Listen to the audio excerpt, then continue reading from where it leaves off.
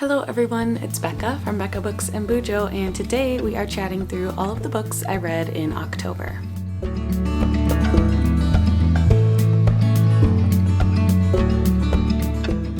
I'm going to be real honest with you, I'm kind of dreading filming this video, so we're just gonna jump right in, get started, and go pretty quickly. So, first of all, I read 10 books, and that totaled 3,172 pages. My average rating for the month of October was a 3.85. Not bad, not great. I would love an average of 4-star rating.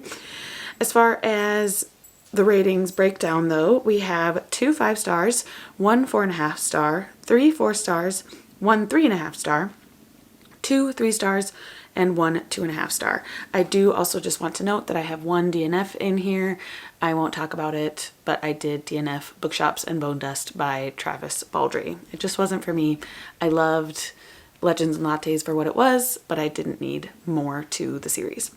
Okay, as far as series, I did start 2 new series. I continued 1 series and I DNF'd. Oh, so I technically DNF'd 2 series because I DNF'd the Legends and Lattes series and I DNF'd the Veronica Speedwell series. So that counts as finished in this little graphic here. As far as where the books came from, 80% of them, 8 of the 10 I owned and 2 of them came from the library.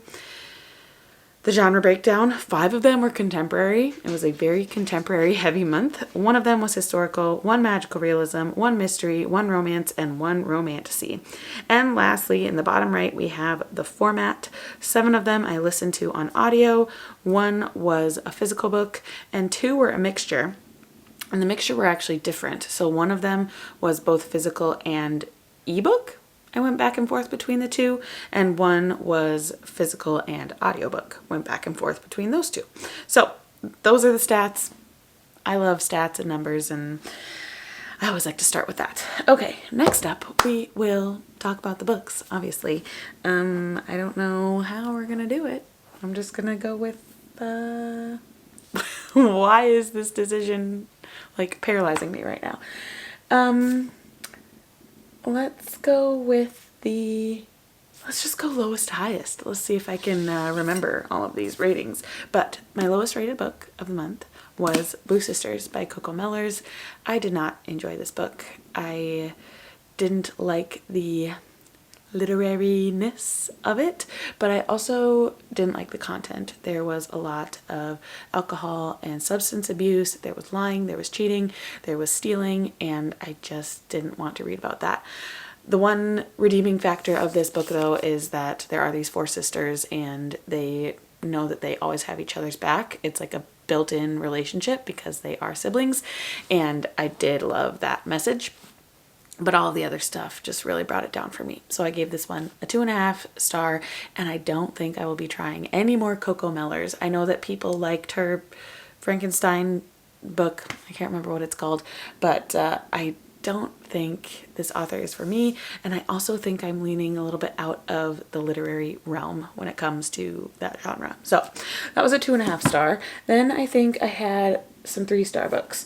The first 3-star was A Sea of Unspoken Things by Adrienne Young. This one was just kind of okay, middle of the road. Was this 3.5?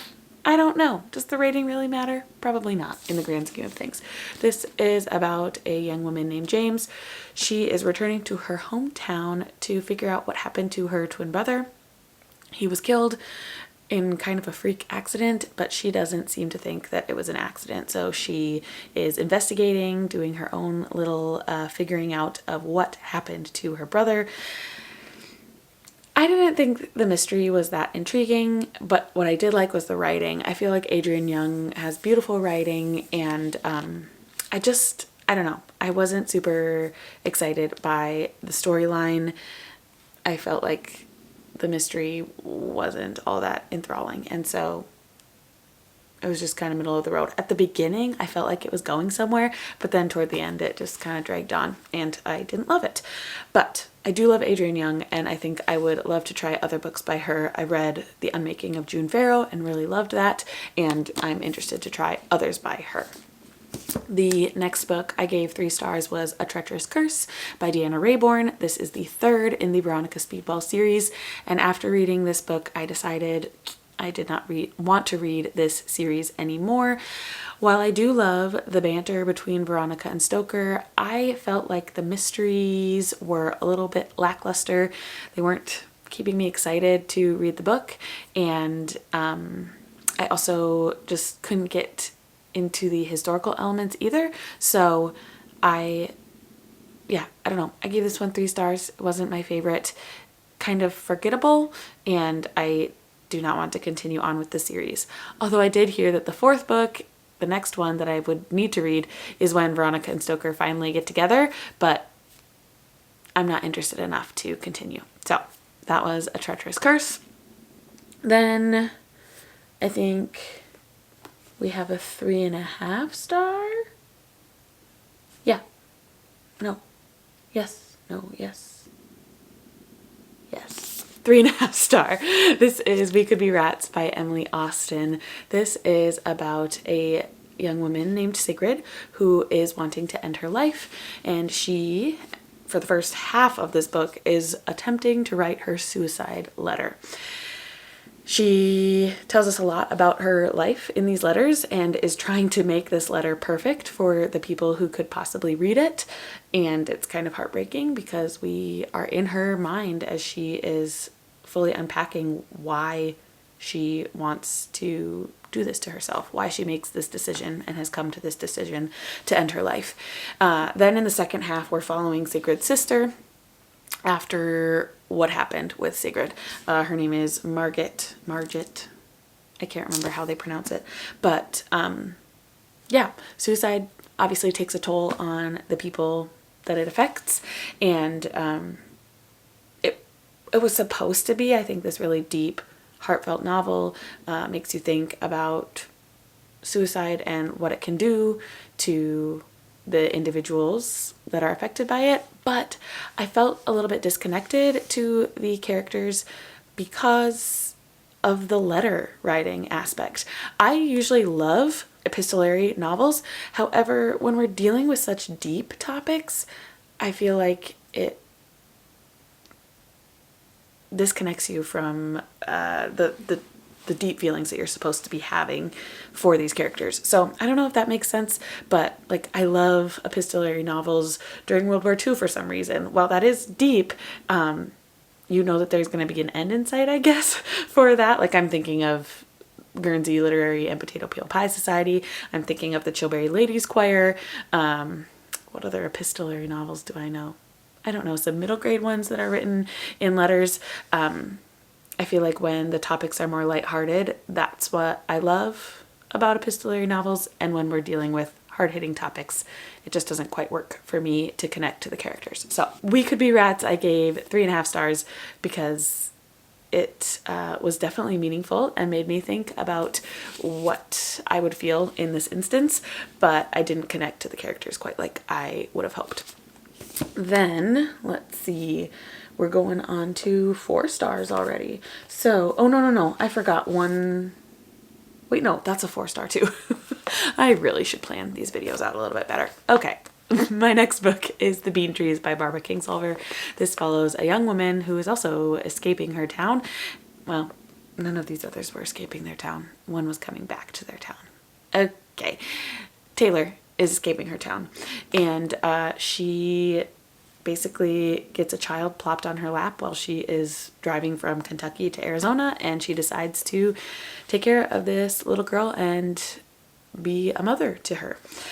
So we're basically following Taylor as she learns how to be a mother, gathers this group of people around her that becomes like a family, and it's actually quite lovely. I enjoyed this book a lot. I went into it a bit skeptical because Barbara Kingsolver is really a hit or miss author for me, but I really enjoyed this. I loved how Taylor learned and grew in her motherhood journey and who she was as a person in general, and I felt like she did a really good job of, I don't know, taking care of this young girl who nobody wanted, but then also surrounding herself with people that helped her. and really cared for her. So I liked this one, and I am looking forward to reading the other Greer family books, or I think it's called the Greer Family series. Anyway, 4 stars for this one.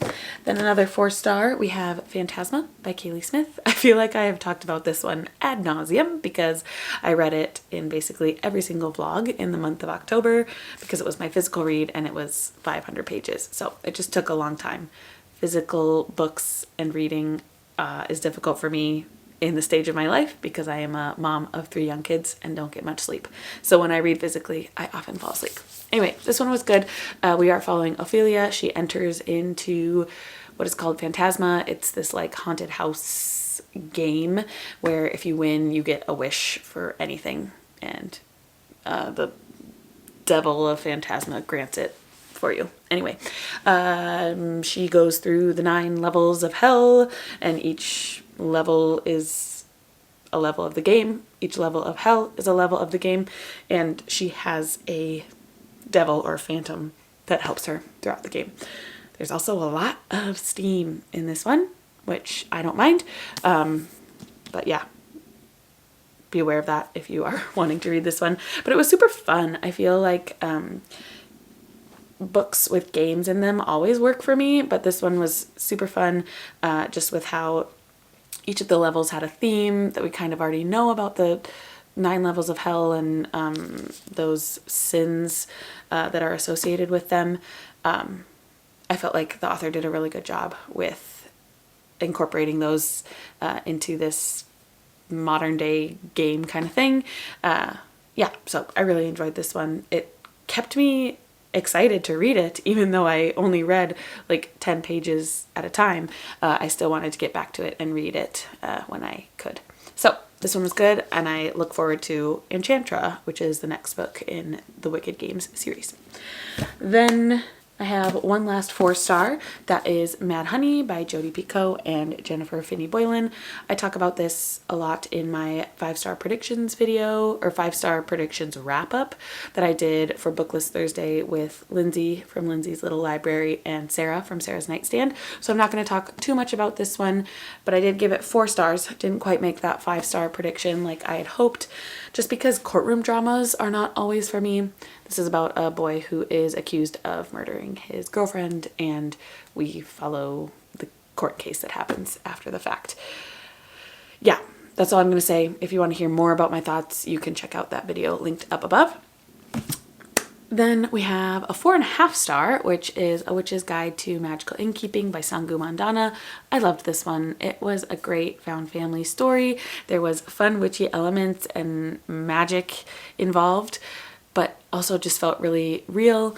I loved the main characters, Sarah and Luke. I feel like they had such a beautiful romance, and Luke is just the most perfect man in my eyes in a fictional book. You know, he cares for people so deeply and with his full heart, and knows how to accompany someone when they need just somebody next to them. I don't know. There was some moments in this book that made me teary-eyed just because of the way he treated others. Really loved this one.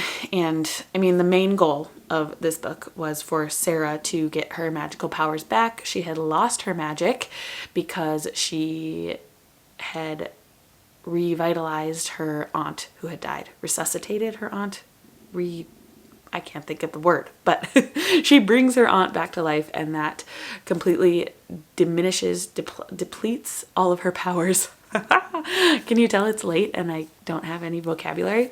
Anyway, all of her magical powers go away when she brings her aunt back to life, and now in this book she is trying to get her powers back. And it's fun, it's exciting, but most of all, the relationships and the found family that are in this book are heartwarming and lovely. I gave this one 4.5 stars.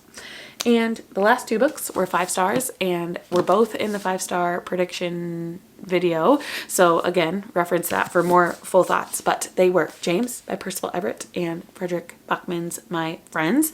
We'll first talk about James. This is the retelling of the adventures of Huckleberry Finn, but from James' perspective. He is the slave that has run away with Huck Finn in that book, and we get to hear about that journey through his eyes. Super, super great. Loved what it had to say about slavery and how Black people had to act the way they did to appease the white man.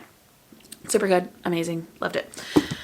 Makes me want to reread Huck Finn for sure. And then My Friends was probably my favorite book of the month. Frederick Bachman, I love every single book he writes. He just writes beautifully, but also with such wit and humor. He has these one-liners that make you laugh and make you cry all at once. And I don't know, he writes great characters with beautiful relationships. He can do no wrong in my eyes, and he did a great job with My Friends. This one is about Louisa. She is a young woman who loves this piece of artwork called The One with the Sea or something like that. And the artist who painted that runs into Louisa one day and tells her how he came to paint this piece of artwork. And then she also learns about his group of friends who is depicted in the piece of art. Really, really beautiful. Can't speak more highly about this one. Loved it. Okay, I think we did it. Thanks for dealing with my blabbering and loss of vocabulary. But let me know if you have read any of these books. Should I hold them up? Probably should. Here's some of them. Let me know if you've read any of these books and what you thought of them. Did you agree with me? Did you not? It'd be great to have some bookish conversation with you down below.